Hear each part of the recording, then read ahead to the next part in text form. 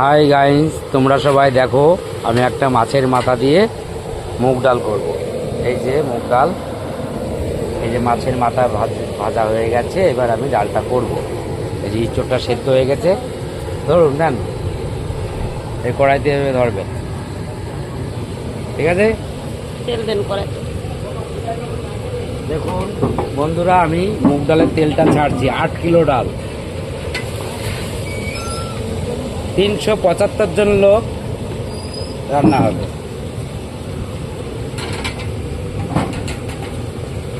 চৌগাছা কার্তিকের মাঠ। আজ একটা অন্নপ্রাশনের কাজ করছি, আপনারা সবাই দেখুন। মালিকের নাম দিগেন বিশ্বাস, ছেলের নাম দীপঙ্কর বিশ্বাস। আজ একটা মধ্যাহ্নভোজনের খাওয়া দাওয়া, আজকে অন্নপ্রাশনের কাজ, সেই কাজটা আমি করছি। তোমরা সবাই দেখো কীভাবে আমি মাছের মাথা মুগ ডালটা করি। এবার অন্য কাজ করে দেবো। ইঁচড়টা লাগিয়ে কড়াই চাপিয়ে দাও, এই আম চাপিয়ে দাও। হ্যাঁ, দুজনে মিলে ধরে নামাতে হবে।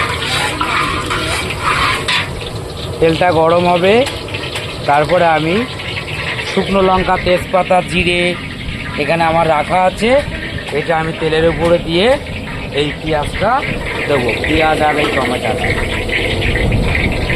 এই পেঁয়াজটা লাল লাল করে ভেজে নিয়ে তারপরে আদা দেবো, আদার পরে রসুন দেবো। দেখুন কীভাবে করি।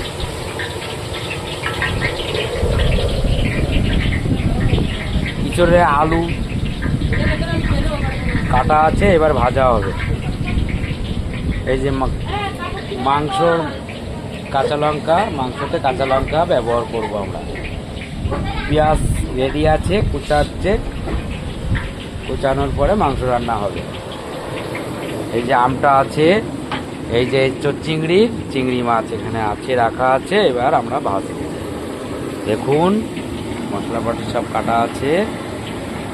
এই যে মাছের মাথা, এই যে